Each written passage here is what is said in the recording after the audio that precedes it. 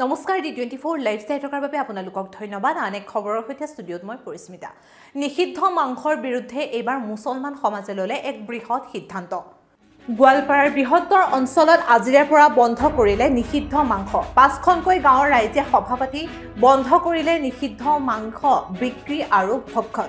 চৰ অঞ্চলতো বন্ধ কৰি দিয়া হ'ল নিষিদ্ধ মাংস।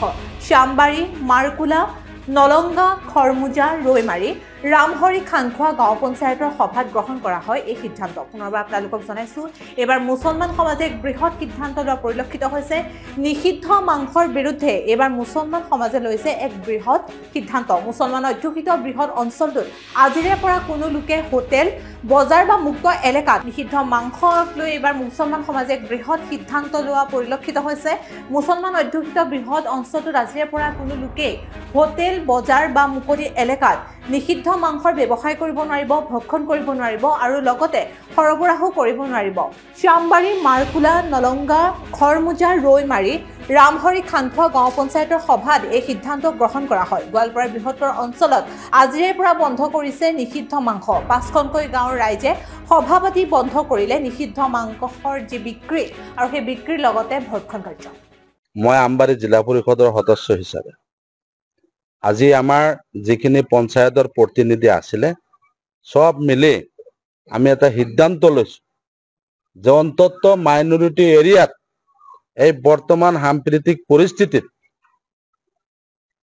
যেটো দেখা পাইছো আৰু আমি সিদ্ধান্ত কৰিছো যে অনিৰ্দিষ্ট কাললৈ বজাৰ ঘাটত হওক, আমি যেটো ইমান দিন অপবাদ কৰি শুনি আহিছিলো যে গৰুৰ মাংসৰ লগত আমি জড়িত, গৰুৰ মাংস আমি খাওঁ, গৰুৰ মাংস আমি কাটো, এইটো আমি বন্ধ কৰিছো। আজিৰ পৰা সিদ্ধান্ত কৰি এইটো বন্ধ কৰা হৈছে। কোন এৰিয়াত? এইটো প্ৰথমতে মই আমবাৰী জিলা পৰিষদ এৰিয়াত যিমান বজাৰ ঘাট আছে সব বন্ধ। আজিৰ পৰা ব্যৱসায় বাণিজ্য বন্ধ। এইটো গৰু কেনা বেছি কৰা যদি কাৰোবাৰ ইচ্ছা আছে নিজৰ ঘৰত যাব, হাল বোৱাৰ কাৰণে যদি গৰু লাগে গৰু যায়, নিজৰ যাৰ যাৰ কিনিব মন গৈছে। কিন্তু বিভিন্ন অঞ্চলৰ পৰা গৰু যেটো অহা যোৱা যেটো এইটো বন্ধ। কাৰণ যোৱাকালি এটা ঘটনা হৈছে, ৰাতি মই ৩টা বজাত শুব লগা হৈছে। সামান্য এটা গৰুৰ পোৱালি সেইটোৱে পুলিচ প্ৰশাসন হওক নাইবা কোনোবাই হওক এইটো অত্যাচাৰ কৰি ফুৰে।